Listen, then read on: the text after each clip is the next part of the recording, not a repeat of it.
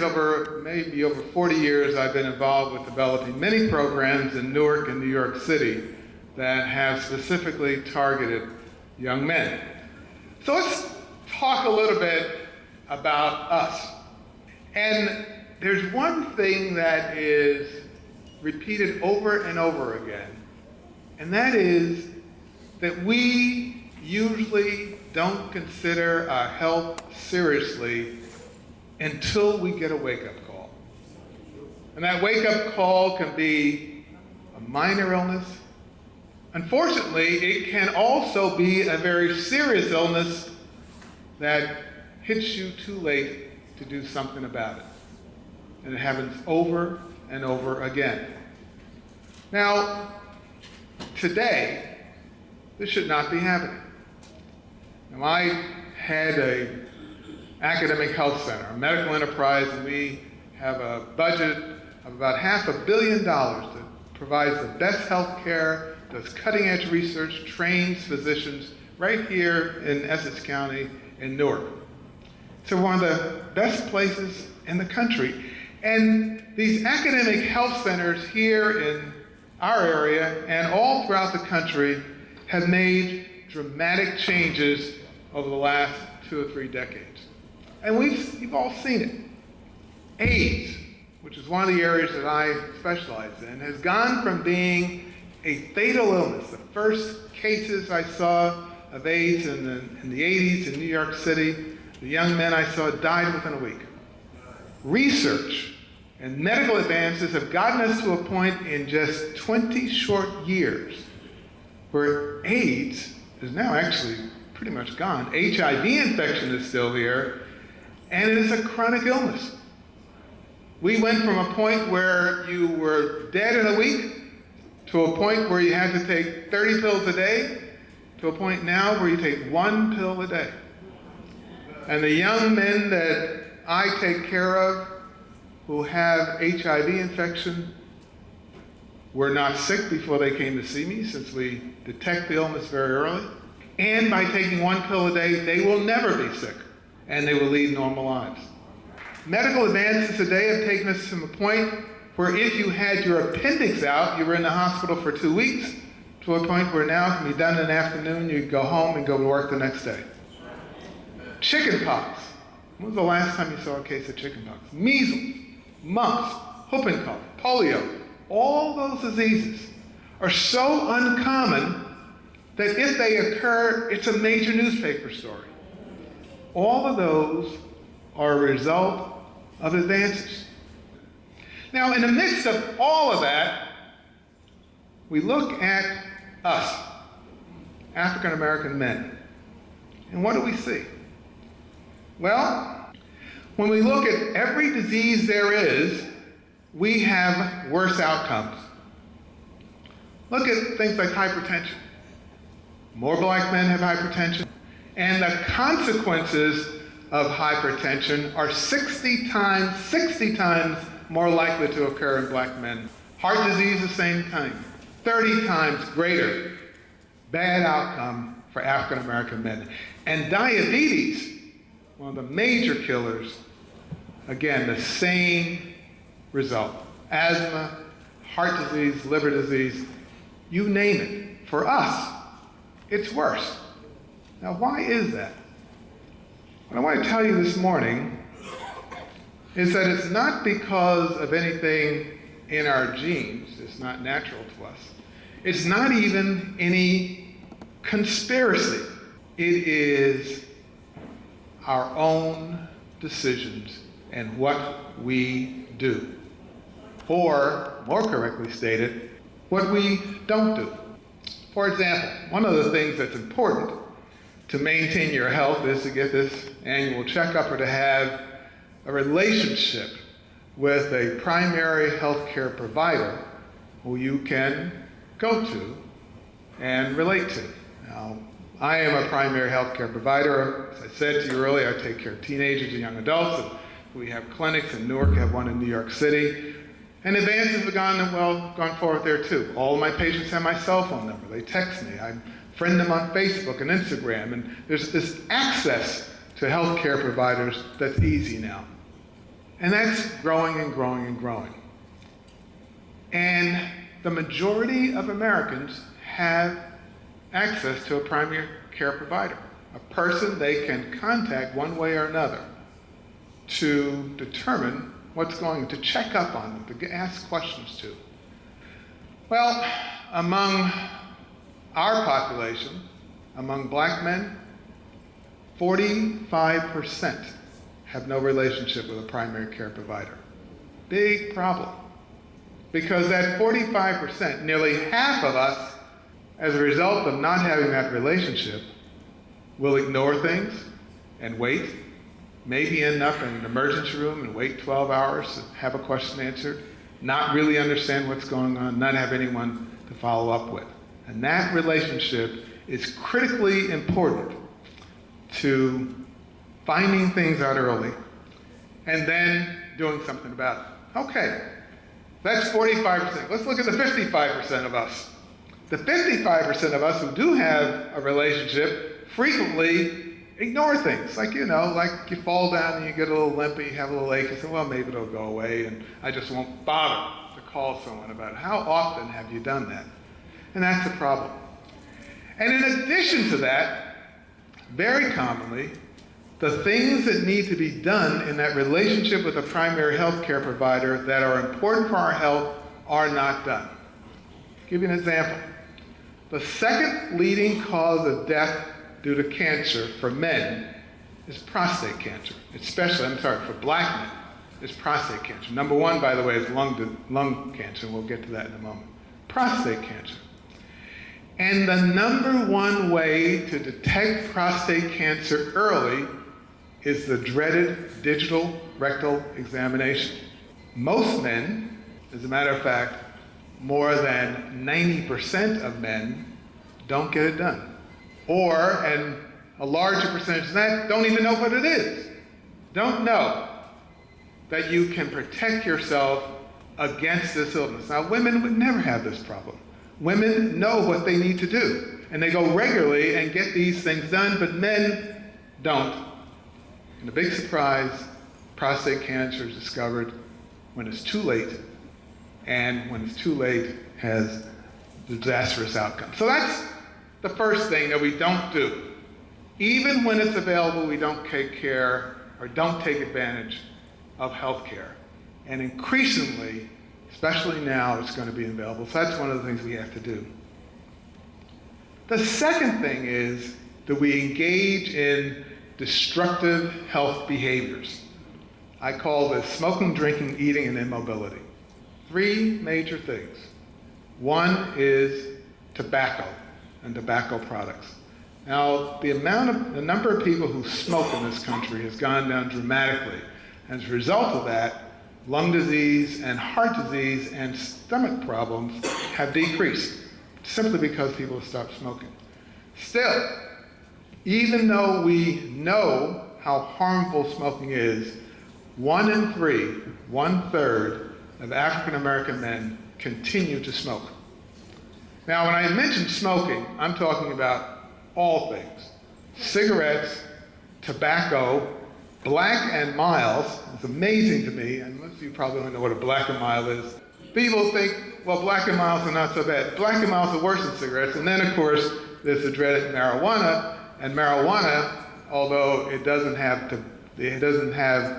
nicotine in it, at least the leaves, when you make it into a blunt, it does have nicotine in it. And so the blunt has the same negative effect as the cigarettes. And as a result of smoking, there is lung cancer, which is the leading cause of death. There's also more frequent colds, ear problems, nose problems, stomach problems, and lung problems. So one of the things that we do is we continue to smoke. The next thing that we do that is harmful to us is we drink alcohol. And although African American men, believe it or not, drink less than our white counterparts, we have worse outcomes. And we have worse outcomes because the men who are African American who drink a lower grade of alcohol, like Boone's Farm or Ripple or some of the others that you probably never heard of, and they drink too much of it. And as a result of that, there are problems with liver disease. Now, Addison already gave you a warning about the thing I think is the worst. And that, of course, is our weight. Now, you put all these things together, smoking, not taking care of getting involved with a healthcare provider, drinking too much, none of that is equal to the dangers of obesity. And whenever I talk about this, I have to help people get a frame. What is obesity? Obesity means being overweight. And it means being 20% higher in weight than is ideal. And here, the restrictions are really very narrow. If you're 6 feet tall, a man, I'm 6 feet tall, your ideal weight is 160 pounds. If you are 20% over that, you become obese. 20% over that is 192 pounds. If you're 6 feet tall and you hit 192 pounds, for every extra pound, you increase your chances of cancer, heart disease, hypertension, diabetes type 2, and so on and so on. Now, whenever I tell people that, people say, well, I'm big-boned. Right? I'm an athlete. All right, most of us are not athletes, all right? And it is true that if you are muscle-bound, then that doesn't count. But I'll tell you, most people who tell me they're muscle-bound, there's muscle there, but it's under a big layer of fat. And so put aside what you thought about being, I'm big-boned or extra weight, or the other big one, I'm going to turn my fat into muscle. No way. Fat is fat, muscle is muscle. You don't one from one to the other. It's all the same. Amen. So, if you are overweight, you need to do something about it. But obesity is the #1 cause of illness, the #1 cause of serious illness in the United States. And it is totally within our control. For example, if you have diabetes type 2, and this is a diabetes that is a result of being overweight, by simply losing 10% of your body fat, 10%, the change in complications from diabetes will decrease by 50%. A dramatic effect simply by losing weight. All right, what can we do about it? Well, one of the things we can do is that we can make some very important decisions about what we eat and what we drink. Obesity is totally within our control.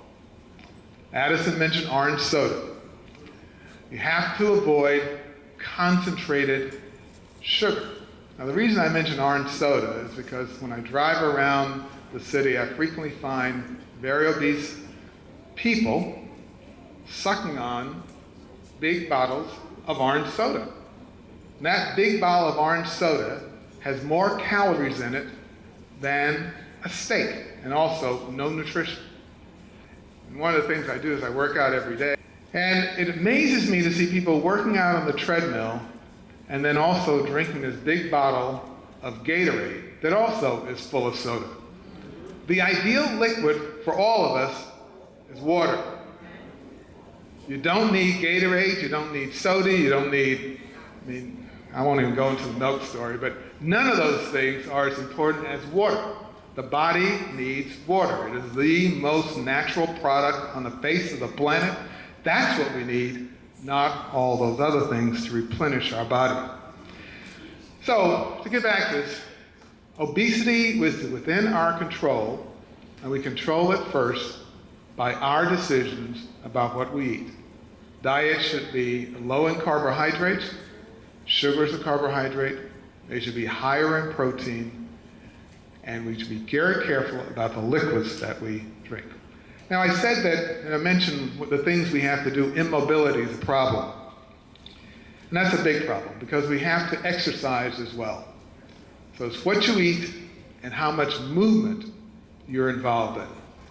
The ideal movement is cardiovascular movement, movement that gets your heart beating. Not lifting weights, but running, walking, skating, swimming, anything that gets your heart moving. And with as little as 15 minutes of cardiovascular exercise a day, you begin to turn yourself around from a bad outcome to a good outcome. No matter how much work you have to do, everybody should do it. Now, some people can, in that 15 minutes, run all around this block. Other people can barely move, but everybody should be moving as much as you can for that 15 minutes a day. Now, and I don't want you to stop at 15 minutes. If you can do more than 15 minutes, fine, but as much as you can. So that's one thing, my big focus on obesity. If you are smoking cigarettes, cigars, pipes, Black and Milds, marijuana, or whatever, stop it. There's no safe amount to smoke. 1 cigarette a year is harmful. 1 a year is harmful. Obviously, if you smoke more, it's even more harmful, but you just simply have to stop it. Now, that may not be easy for everybody, because some people have an addiction to these products, and there are ways to get help to help you stop today. But it is extremely destructive. The final thing is you need to have a relationship with a primary care provider. And in that relationship, there are a whole number of things you need to do on an annual basis. You should have your blood pressure checked. And if your blood pressure is too high, you should do something about it. You should have your cholesterol checked. And if it's too high, you should do something about that. You should have screenings for colorectal cancer if you're over 50, or for prostate cancer. You should have tests for diabetes. If you are sexually active, you should have tests for sexually transmitted infections. All of these things and more are things that are within your control. Now, we've done a bad thing, I think, in healthcare, is that every time you hear about an advance in medical science, there's usually some very, very complex test that costs thousands of dollars and is very difficult to do and not accessible to everyone. And we give the idea that in order to be healthy, you have to make sure you get these big technological things. That's not true. In order to be healthy, for men and women, the young men out there, everyone, it's things that you do, decisions that you make. That's the thing that leads you to health. So let's do it. Let's take charge and be the one who can make sure that the statistics get turned around. Thank you.